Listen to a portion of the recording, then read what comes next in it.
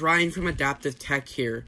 Today I'm gonna share my defense for YouTube Rewind 2018. A lot of people are hating on this video, and a lot of people are saying that it's a bad video because of a couple of reasons. And I kind of want to disfigure that, and I want to reevaluate maybe a couple of your opinions about it. First of all, people say it's cringy. I want you to watch it for 3 times. I want you to watch it 3 times, and I want you to come back and tell me the same thing. It's not cringy. It's not much. It's a little bit more cringy than past rewinds, but it's nothing compared to some videos I've watched. It's nothing compared to, like, I don't know, like a Disney Channel show. It's nothing like that. It's very professionally made. The music is really, really good. The acting was really, really good. Beat changes, blocking, all of that stuff was pretty good. They all had objectives to what their main objectives were.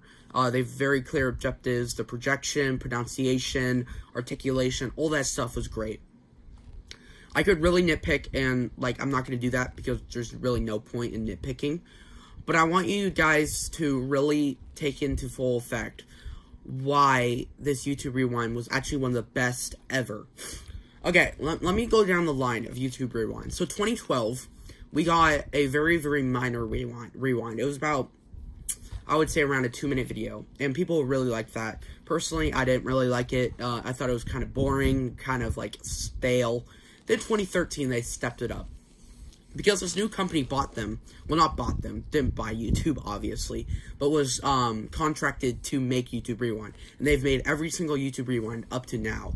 And they've done an amazing job. The editing was amazing in 2013. I was surprised that 2013 photography and editing skills were that good. They're almost as good as today.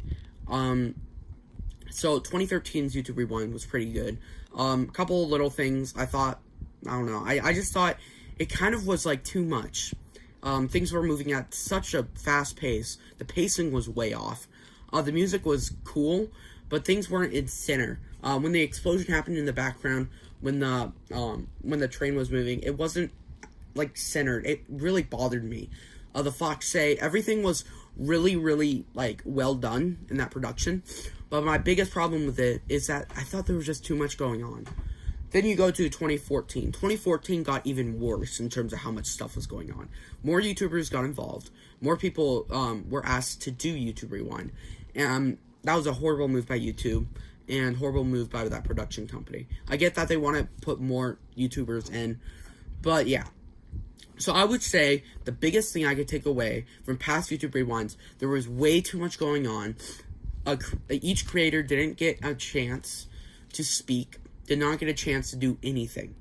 Okay, now let's actually get into the defense of this year's YouTube Rewind. So the biggest and the most pet peeve thing that I see for this year's Rewind, people saying that there's not PewDiePie and it's too cringy. Guess what? PewDiePie was very, very controversial this year. And I know people are going to be like, well, YouTube is going under. Okay, here's the thing, guys. YouTube has changed since back then. They're not going to put a controversial YouTuber in YouTube Rewind because it'll look bad for the advertisers. Think about it. If they support someone who literally makes fun of their platform, then why would they have them in YouTube Rewind? It makes no sense. People, I would say 90% of the comments are just saying PewDiePie. If they were to put PewDiePie in there, we would probably see only about 5 to 6 million dislikes instead of the 14 million that it has now. Another reason, people are just disliking the video because they've heard that it's bad, even though they have never watched it. I'm guaranteeing that about half of those dislikes are people who haven't even watched the video. Now, a lot of people just say they hate it, and the biggest thing is the cringiness. And for me, it's not that cringy. The only time it's cringy is the Kiki Do You Love Me song. That was really bad. That was the worst part of the entire Rewind. If they were to take that out, and maybe add a part where Coyote Peterson, you know that little spider that plays that little violin or whatever that is, and Coyote Peterson would come up to it, grab it, and say, "I'm Coyote Peterson, and I just caught a spider." Why didn't they do that? I'm still a little upset that they didn't have Coyote Peterson in there because he's the biggest wilderness channel on YouTube. Another thing. This year's Rewind was a lot smaller, and it was a lot better produced. During the comments part, everything was beautifully produced, and the songs that they chose for all of the parts were amazing. Guys, I'm telling you, the songs this year were the best songs they've ever done. The video quality was amazing. It looked like a commercial that you would see on TV. That's how good the photography is. And one comment really caught my eye on Marquez's video about why he didn't like YouTube Rewind, and he had a completely valid reason why he didn't like it. Was because, well, it was kind of hard to watch for him. In my opinion, it's not hard to watch at all. Like, I can watch it like 6 times in a day, and I still love it. So, what Casey Neistat said was that they were there for 11 hours for a scene that only lasted 10 seconds. And I can relate to that 100%. Casey Neistat, I mean, man, that guy's awesome. But at the same time, he's complaining about 11 hours. Guys, that's nothing compared to theater. Theater, you have to be out of school at 3:30, and then you have to go down there for about 3 hours, which might not sound that good. Like, that might not sound that bad. But when you have to do it every single day for at least 2 months straight, yeah, that's a lot of hours. And on the weekends, you have to stay there for about 6-7 hours. And then on the performance days, you have to stay there for another 6 hours. And on the dress rehearsal days, you have to stay until 9 o'clock. So his complaint about 11 hours is nothing to me. I can easily do a production in 11 hours. But he also brought up a really good point. The 11 hours that he spent were just kind of disrespected by everyone. Guys, people spent their hard-earned money and time on this video, and you just disliked it. You know how rude and disrespectful that is, right? And when YouTube made a genuinely amazing video that took a lot of work and a lot of effort just so they can please you guys. And you guys, what you did, you made it the most disliked video on the platform. I hope you feel really proud of yourselves. The people in there went through hell to make that video possible. And you guys just disrespected them by giving them dislikes because you thought it was funny. I want you to think about that real quick. It's very, very disrespectful, and I'm very, very disappointed in what YouTube has become. Because, YouTube, guys, I mean, it's a great platform, but the people in it are just awful, and I don't understand why. It's just so bad. I really, really wish that people would appreciate what the YouTubers went through before they put a dislike on that video. And what a lot of people don't get, there's over 2.3 million likes, too. I mean, people like it.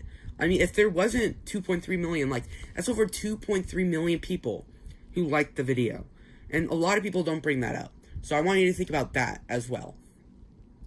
Another thing I really liked about YouTube Rewind, I kind of already touched on this point.